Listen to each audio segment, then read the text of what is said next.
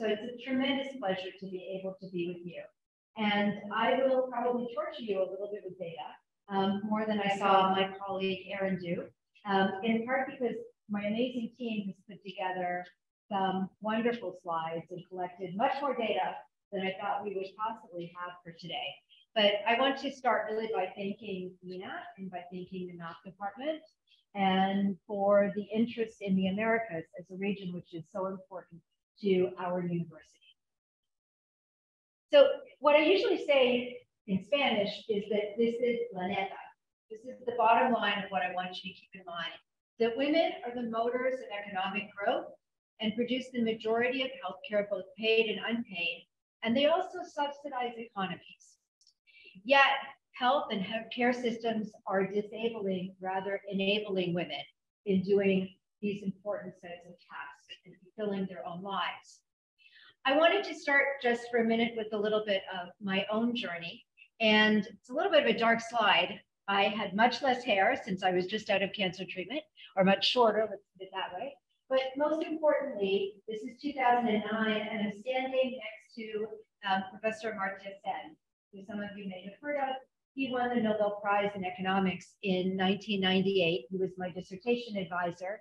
He is also a cancer survivor, or a person on the journey of cancer, as I prefer to say. And he was presenting at the conference that we organized in Harvard that day. When he was my dissertation advisor, he had not yet won the Nobel Prize, but he was in line to possibly win that prize. But I thought I would tell you just a little bit about me in economics. I did miraculously manage to get my PhD at Harvard in economics under his tutelage. And I say miraculously because frankly, math is not my best friend, or I am not the best friend in mathematics. I'm pretty good at logic, which is a lot of what he was teaching us about. And I'm pretty good at thinking about how to transform science data into ways that might help to reduce inequities and poverty in our world. And that was pretty much all of what I cared about and the reason why I went into economics. But when I got there, I realized that in most of the most important, call it that, departments, and those who led economics, it was all about the math. And so I decided that that was not important to me and rejected most of it. I say miraculously, I passed my exams because he called me afterwards, congratulated me, and said that they had changed the rules afterwards. So you could no longer pass the basic exams in economics at Harvard if you could not pass the basic math questions. So the fact that I got 100% on all of his questions would no longer be enough for anybody after what I had gone through. Yet, the point behind this and what I really wanted to share is how tough it was to be in that department. And partly what it meant for me as someone who was trying to achieve other things with economics, but also a little bit of what it meant, yes, to be a woman studying economics. And so the story I was thinking back to share with you is when I did go to see some others who could have been my advisors, who very quickly told me, with no shame at all, that I would have to come in with a certificate of hysterectomy if I wanted to be seen as on the same level of any of the other males who were in that department or who would be competing against me if I chose to compete in the marketplace for a tenure track position or any kind of an academic position in economics. And my answer was that I had no interest in participating in the market for economists, and that wasn't why I was there. I wasn't planning to do any of that. And that eventually, if it was of interest to me, I would think about tenure, but that I would never have any interest in that marketplace. And I never did. And I never worried about tenure at all until eventually I got back to Harvard and eventually I came here. And thankfully, I did not have to worry about it because I was able to publish and demonstrate that I could do other things that were different to what that department and most economists in the world think of as being important. I want to start by telling you a little bit about women in economics and some of the ways I think about it. Then we're going to talk about women in health and women in medicine. So we know that women are underrepresented in economics for a number of reasons.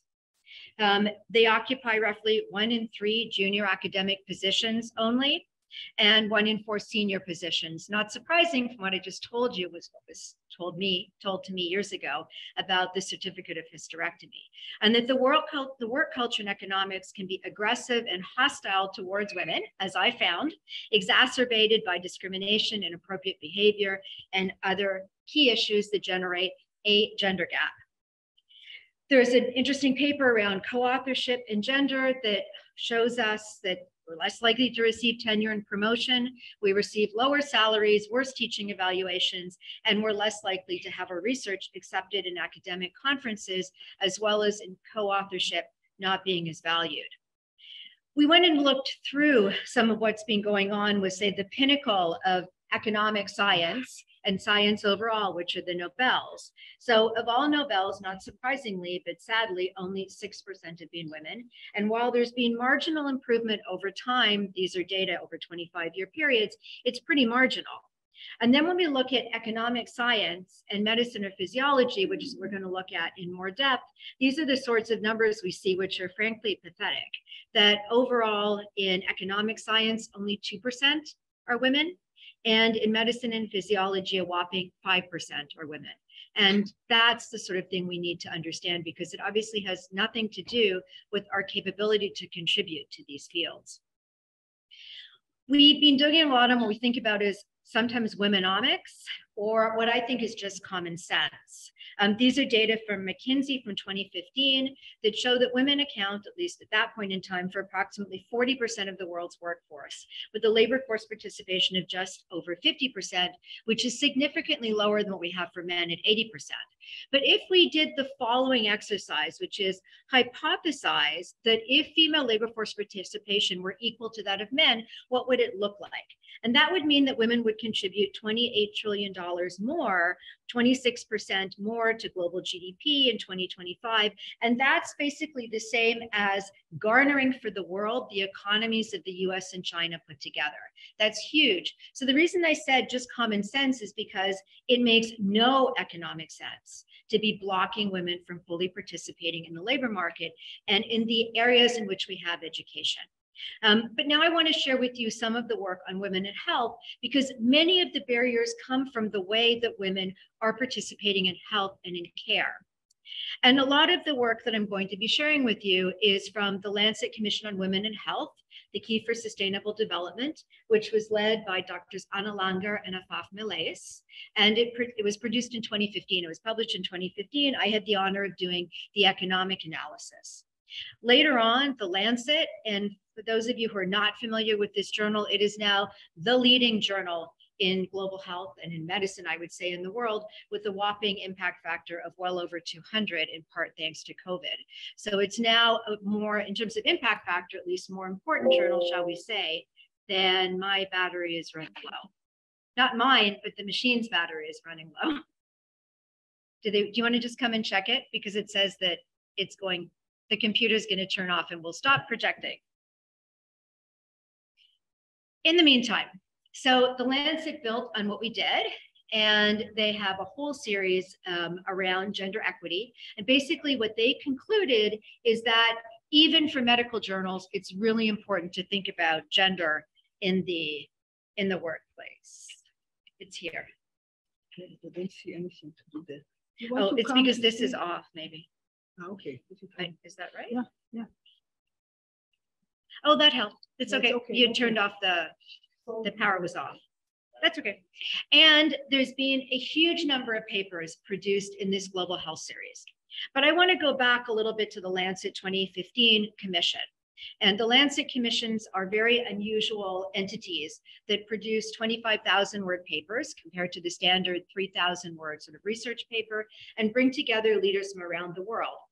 And what this group came up with was that women's contributions in the healthcare labor force and the role in the healthcare of families and communities are drivers of the wealth and health of nations, but are still underrepresented, underappreciated, and unrecognized. And that there are very few gender-sensitive policies to enable women to integrate their social, biological, and occupational roles and function to their full capacity, and realize their fundamental human rights, which is key to sustainable development as well as to economic development.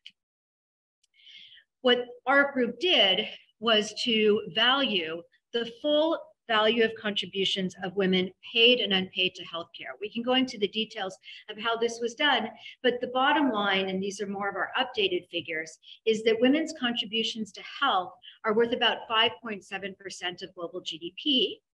That's over $7 trillion. Only about half of that is paid, and most of that is underpaid. And the other half is completely unpaid and unvalued. And if you build in discrimination, that goes up to about 2 to 3% over that. So it's closer to 10% of GDP when you count it all up. And the bottom line, again, that women produce about 70% of the full value of healthcare and health-specific caregiving. These are the global figures for GDP, just splitting that up and comparing men and women. And this is what you see, that women are contributing significantly more than men when we think both about paid and unpaid in this sector. And when we look at hours, the distribution of unpaid hours and paid hours, women are also contributing significantly more. Now, it's probably not such a huge surprise that it's 75% almost of paid hours, but it's also more than 50% of paid hours in the healthcare sector.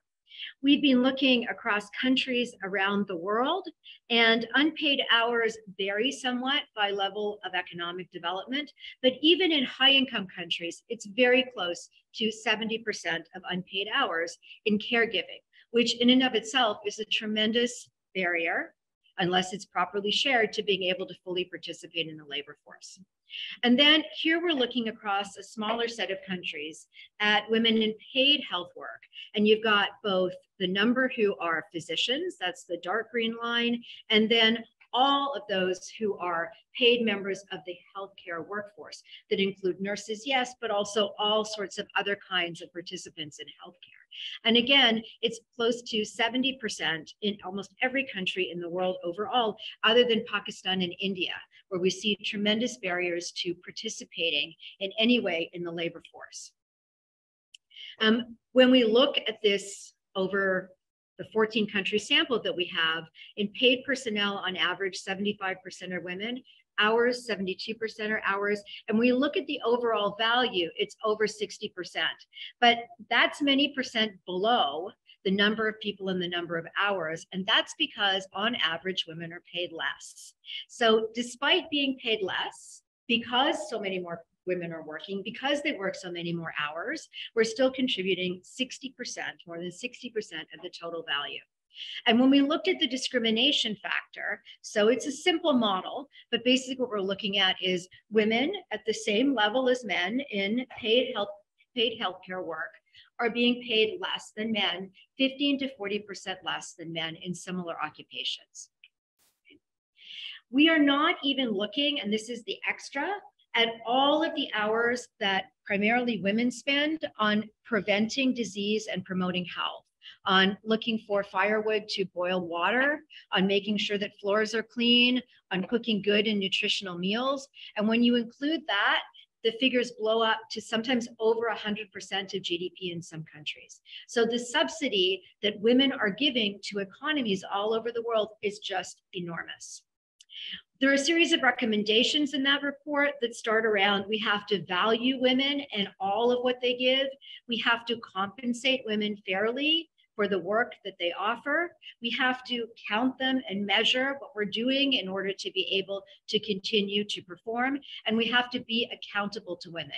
And you can have a look at that report, which is available as a free download, which gives a whole series of recommendations as to how to have gender transformative policies that both give women the chance to access the labor market in an equal basis to men, but also give men the chance to be able to participate in caregiving, which can be a tremendously fulfilling opportunity when it's seen as something that isn't directed by gender, but rather open to all. Now let's look a little bit more deeply at women in medicine, because I think this gives us some additional ways of thinking about our recommendation.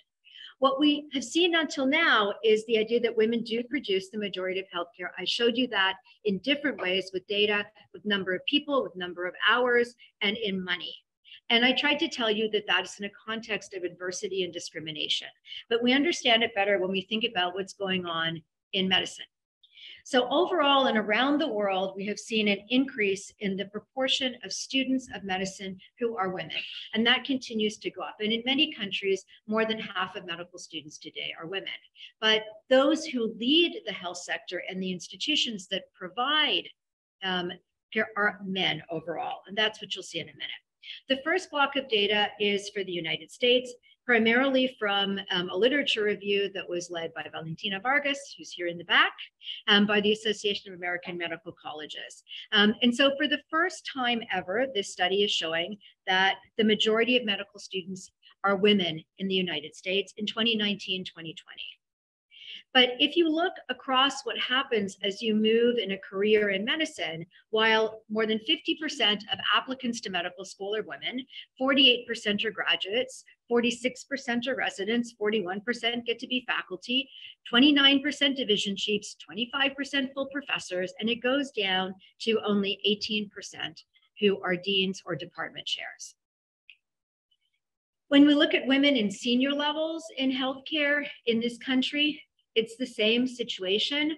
The men are green in this case, the women are orange. That's what we're worrying about. Green and orange was deliberately chosen for those of you who don't know this university. I'm seeing smiles from our development department. Yes, we work in green and orange. But what you see is the same message. Drill down a little bit deeper, that as you get up to the C-level positions, it's 70% male. And I found this data particularly interesting because it shows the trajectory, yes, across the career path and how women are pushed out as you get to higher levels of the C-suite, but also that it's about color as well as gender. And that there's a similar pattern for men as for women when we look at this by color. The percentage of full-time US medical school faculty who are women, it's going up, but it is still well below that of men. And when we look at full-time women faculty in the US over the last, well, about a decade from 2009 to 2018, pre-COVID, it's the same thing. It's going up slightly, but it's still much lower than men, and primarily when we think about full professors. And the percentage of department chairs, yet again, a similar story. There's some improvement, but still way, way below. When we look at the compensation inequalities or inequities for US women in healthcare, women are paid 16% less than their male counterparts when they're working in primary care, 37% less in subspecialties, and that almost 60% of female academic physicians are paid less than $200,000 a year, whereas for men, that's only 34%. Okay, so it's almost double. And this has been an issue that within our own university as well has been over and all discussed. Now, what happened with the pandemic? I found these data particularly interesting as well on the careers of women in the academic sciences, engineering, and medicine, that the pandemic had a disproportionate effect on women's lives because it threw them into position, it threw us into positions we had to do much more caregiving. Go back to the first part of this talk to think about that caregiving burden. And that women were more likely to experience academic isolation. First and last authorships, as well as general representation for author group, decreased for women during the pandemic, altering healthy boundaries between roles that women often had to assume, i.e. combining extensive caregiving and working, and increased isolation, negatively impacted productivity, recruitment, retention, persistence, and the mental health of women in STEM. And they talk about a series of gender-inclusive approaches to decision-making by academic leaders that are required to help improve the equity gaps. The problem is that what I basically told you is that most of those academic leaders are men, overwhelmingly so. Then there's the issues of physicians and harassment, which is something that Erin was speaking to briefly, that over 50% of female physicians reported discrimination, 70% of female physicians report gender bias. On a 3-to-1 scale, women are more likely to experience disrespectful or punitive actions than men, and 30% of female physicians, as well as 4% of male physicians, filed sexual harassment charges, and about half of those women who filed charges reported negative effects on their career advancement. Now, we replicated some of this analysis and published a paper just a few months ago in Lancet Regional Health Americas, where we looked at the situation in Latin America. And this is a conference about the Americas. So I wanted to share these data with you as we come to a close in the presentation. We looked at 3 blocks: university leadership, national academies of medicine, and ministries of health.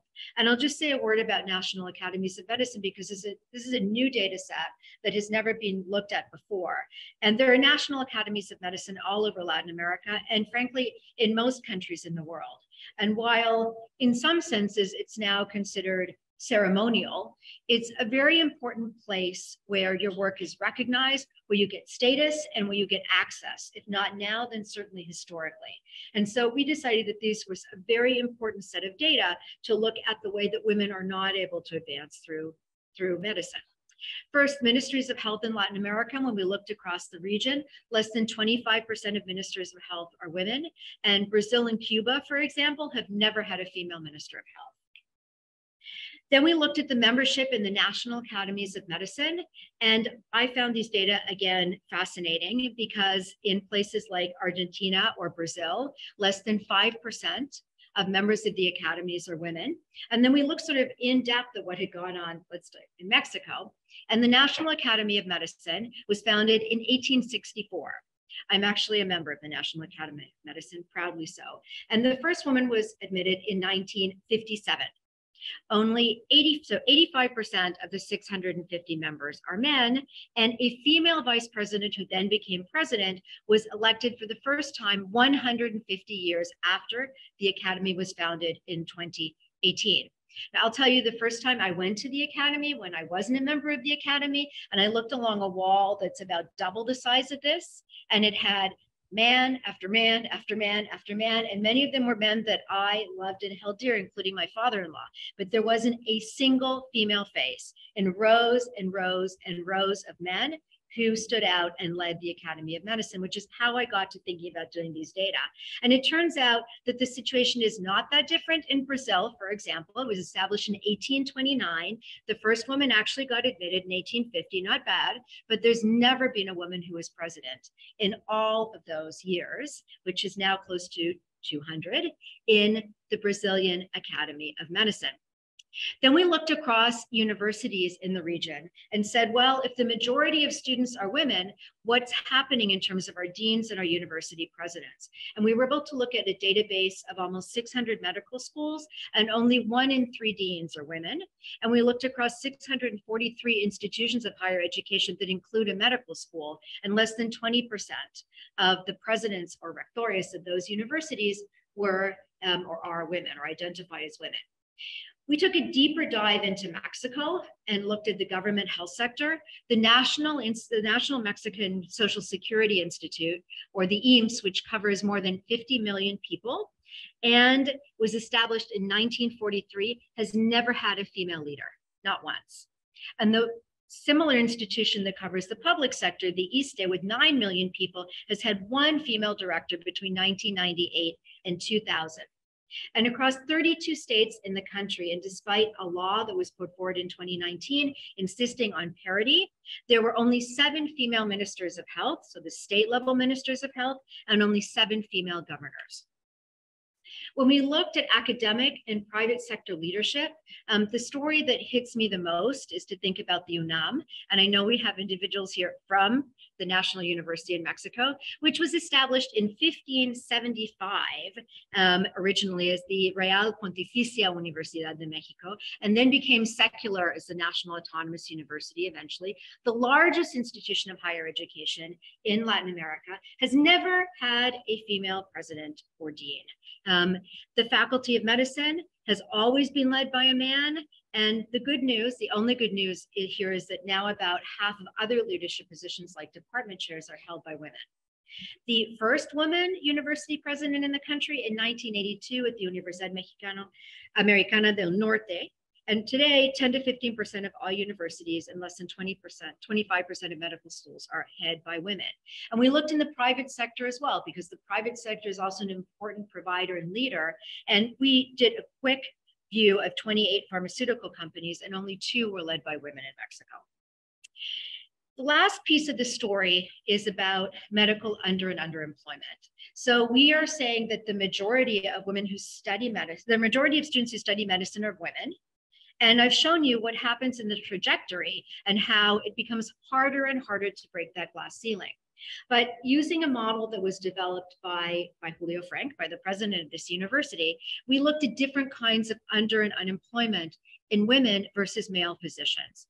And in 1990, 70% of under and unemployment of different kinds were what women suffered. It's gotten much better going through time. And in 2019, it's down to 40%, which is a really great story. But what isn't such a great story overall is the following. We've actually seen an inversion in the proportion of men, male and female physicians who are working full-time in medicine. But overall, there's a big block of under and unemployment. There are a lot of physicians today, male and female, who study medicine, complete their medical degree, and are either not working at all or work as something else. Taxi drivers, nannies, nurses, but they're well below their professional training. So that means that we still have a situation all over Latin America and all over the world of people without doctors, doctors without work, and the majority globally are still women.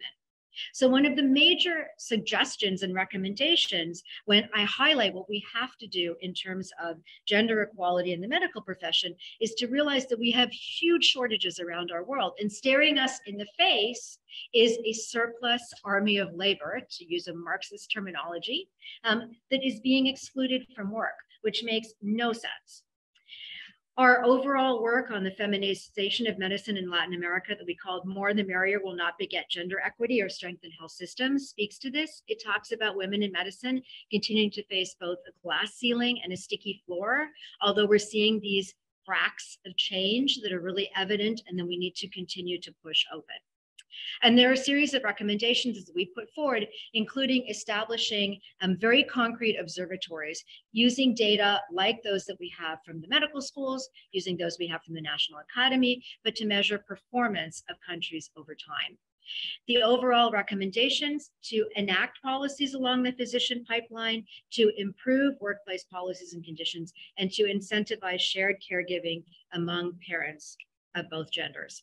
And I end with this, which is the same bottom line that we started with, but that last sentence is about the first step being to count women, to value women, and to invest in women, to avoid throwing into the garbage a huge proportion of what could be economic development, social development, and sustainable development. Thank you very much.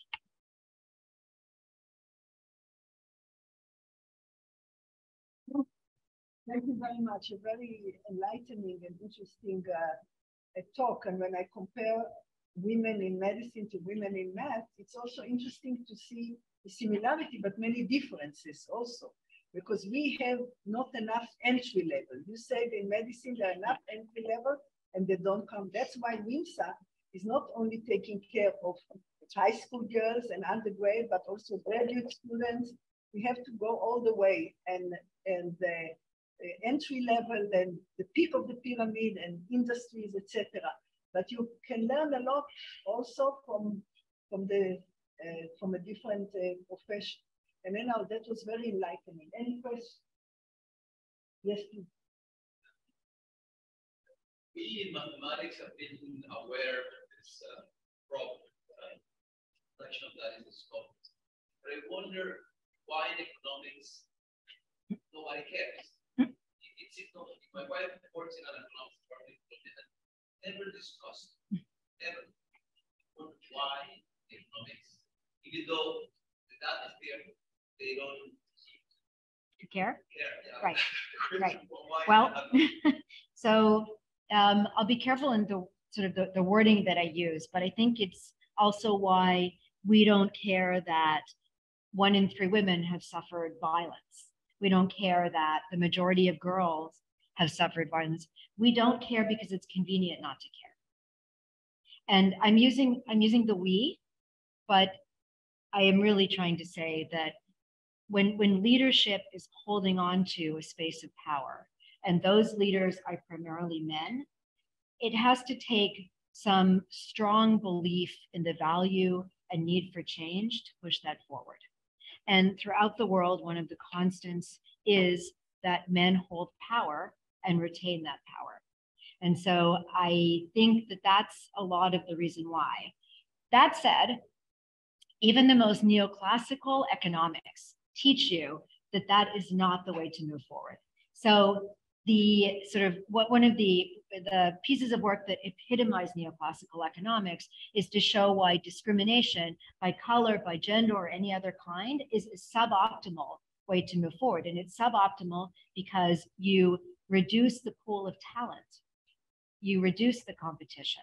which is exactly what you don't want to do. You want to increase the competition, increase the talent pool, and therefore be able to choose always the best for every particular occupation. So these kinds of discriminatory behaviors are suboptimal for neoclassical economics in any way we look at them. But they are, unfortunately, I think, convenient for too many. Is that too obnoxious a way to put it? No, I just wonder if it's saying Casa de Reservas on the follow that the economists have that. Economists have theory, they don't have formulas. They don't follow their own conclusions. That's why I wonder. Well, there are economists and there are economists, right? Which is something I learned when I decided to continue and complete my PhD, right? There were some that thought that what I did was worthless and not economics. And there were others that thought was very useful and yes, economics. And they ended up getting the Nobel Prize. So, and I ended up graduating. So, you know, there are economists and there are economists. And I think it's a process. One of the questions I always ask I look at myself, the people that graduate, got a PhD with me or later generation, how many of them made it in the academic? So I wanted to ask you the same, but you got a PhD from Harvard with a Nobel Prize. So it's not a good example to see. But anyhow, how many of the women that were in your class or around you made it into academia? You know, a lot of them did actually. But you know, I don't have the exact, but many of them I know and I know where they are. But we were in a bubble in Harvard that if you were good at math, you were going to make it through. And many of them were exceedingly good at math. That's what you say, right? They were exceedingly good at math. And so they did very well. But you know, what I now tell my students, and it's a difficult message, when we were trying to do this and figure out how to be successful in our careers and still do all the other things we wanted, the message that we tried to give to ourselves was that we could do it all. We were super women, right? And I would say, you know, you can work full time, you can write papers, you can have children, you can be married to someone who becomes a minister of health or a president of the university. You can do all this. And you can, but you sacrifice your health and your sleep, right? And I mean, talking about the economic logic, there's no way you can do as well as you could if you slept. So the whole superwoman argument is just the wrong message to be giving ourselves as well. You know, we should think about a balanced life where we can enjoy the benefits of having children and the joys of having families or having couples or having interactions that we want to have with others in our community, as well as being able to work. So I think the hardest thing is we have to completely reject that superwoman argument. It's not a fair argument to put on ourselves. It's not an argument to share with our students. And it's not fair to students of any gender, actually, because it's excluding some from some benefits and pushing others in directions that sacrifice their health. And you're never going to be as competitive or as successful. Now, I was thinking one thing, I didn't say this in the talk, but there's also another reason why we started looking at medicine. And, you know, part of it was that there's a little bit of a story here. So President Frank's sort of undergraduate medical thesis work was on medical underemployment. And he showed that there were 30% of physicians who had no work and Mexicans without doctors and doctors without work. That was the saying. And hearing from Aaron, how important it is to be able to translate evidence into a policy message. That was a very, very obvious policy message. And then he met me and I said, who are that 30%? I said, I bet they're women. We cut the data and the vast majority of the 30% that weren't working were women, right? So that was one reason. But the other is, if you think about historically a profession that is looked up to, idolized in male, it's physicians, right? Historically, you had the male doctor who was a leader in the community and someone of tremendous respect. Very few times did we ever think about a female doctor. And that has completely changed in our world. The idea, the ethos of respecting the male doctor and not commonly seeing all genders in medicine has totally changed. And if it can change in medicine, it should be able to change in math. But the other piece of that story, and this was done by an economist, a lot of this work, called Claudia Golden, who's done some of the best work on the question that you asked around, I think, gender and economics as well as overall. And if you look back 150 years or so, one of the most respected occupations was to be a secretary, and they were all men. So personal secretaries were men. They were incredibly well respected. They were well paid. And women really didn't do that job. And then it became feminized. And then everything goes down. And that's what we're seeing in medicine too. And that's what we need to avoid in math, that it becomes a feminized or equitable occupation, and then it goes down in stature. So I was looking at something that we are talking now, the disciplines, which is the leaky pipeline, right? If you saw some data there that was a pipeline type of data, and some of them you may argue that there are different reasons, but the one that stuck with me is the one where the percentage of students in the medical school that graduate 7%, and then we go to resident, that percentage changed, and that is within the same time frame. You cannot say 10 years later the numbers will change. So how do you explain that? Why we have a leak there? So a big part of it is that the residency programs and that process means that you have to work incredible hours that are not compatible with any kind of a family life. That's actually a good reflection on the point that you were making as well. Forcing people to work 36-hour shifts is certainly a way of subsidizing healthcare and making it cheaper, but I would very hard pressed from the evidence to argue that that's the best, most effective way to provide healthcare. And there's evidence showing that it's not.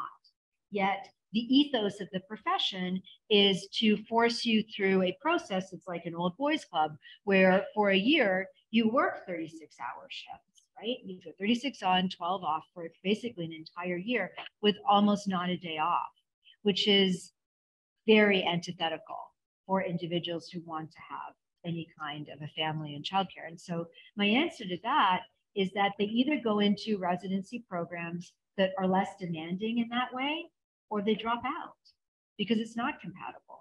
And the other thing to mention is the way that we think about studying medicine here in Canada is very different to Latin America. In Latin America, it's an undergraduate degree. So it's a first degree. And you can basically do your residency, you do social service and stop there and not go into specialty training. And at that point, you have children and you don't do these 36-hour shifts any longer. I just want to mention, actually, at that point, I think that's the case. It might be the time where we start to have families where their male counterparts would not have any of these things, where they could go back to residency, start their jobs, whereas female counterparts might be starting a family at that age.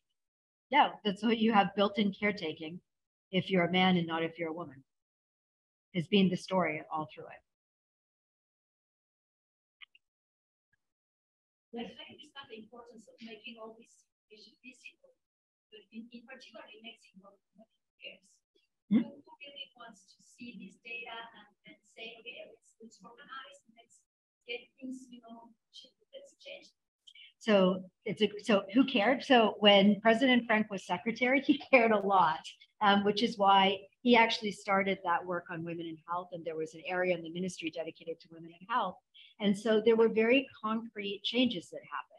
For example, in professionalizing nursing and equalizing pay in nursing and different levels of nursing. I don't know how many of you are from Mexico or have ever been to the Ministry of Health, but there's a line of bronze statues that have been there for several decades, and they're all physicians, some of who are women eventually, but there was never a line for nursing. And that was one of the things, for example, the change. It's just indicative of the sorts of policies that were put in place. So first, some people care. Second is that ignorance is bliss. And so long as we let them continue to be ignorant, whether or not they care, they don't have to do anything about it.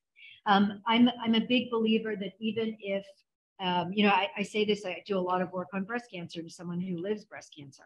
And very often I'll be asked, why should you have a woman find out that she has breast cancer, she can't access care? Why would you ever bother to give her that information? And the answer is that if you don't, she will never be able to rise up and demand access to the healthcare that she deserves and has the right to. I mean, so you do see some of these things that are doing that using these strategies? Sometimes. So, you mean recently? No, recently, no. You're asking me the political question, which I have no problem giving. No, not at all. Especially with the misogynistic president. I'm sorry, we have a misogynistic president, unfortunately, and he's not the only one. There's another one in Brazil who have said outlandish and horrific things and have been allowed to do so. We saw something similar happen in the United States. We've seen it in several other countries. So how can you expect the kind of change that we need if you have an individual espousing those views openly at the highest level and as a leader of based on mostly community support as a populist? Appalling, shocking, and difficult. Does that mean that the data are useless? I don't think so. I mean, the fact that the movement around violence against women has come forward the way it has gone to the streets before COVID, has demanded and stood up to him, is about information. And so we can't be silent, but no, the answer is no, unfortunately, and we need change. And all those female physicians and nurses and healthcare workers can help us to get it. There are no more questions. I just want to tell you that I will tell a lot about what I heard it, but to my girls here that I want to convince them to go for mathematics, I will say that the people that have a PhD in economics from Harvard, if they don't know enough mathematics, doors are closing. This is true. You say. This is true.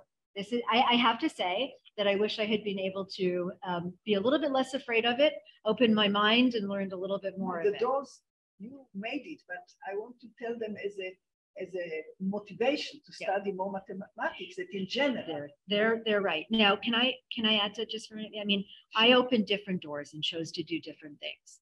And I found it to be a very useful set of tools that I got. The issue I would say about mathematics as a discipline is it's not just about, economics isn't just about playing around with math, right? It should be about making the world a more sustainable, equitable place that has much less poverty. And so teaching our students that playing with the math is all they have to do, I don't think is fulfilling what this discipline should be trying to fulfill. It's a very important tool, and it shouldn't be used as a way of abusing students into not doing what they can do and what we can do with the tools at our disposal from economics. So we need it, yes. We need to apply it as well. The last sentence I would say to medical students, so you have to cater the message to the different people. So if there are no more questions, thank you very much. You don't understand how difficult it was.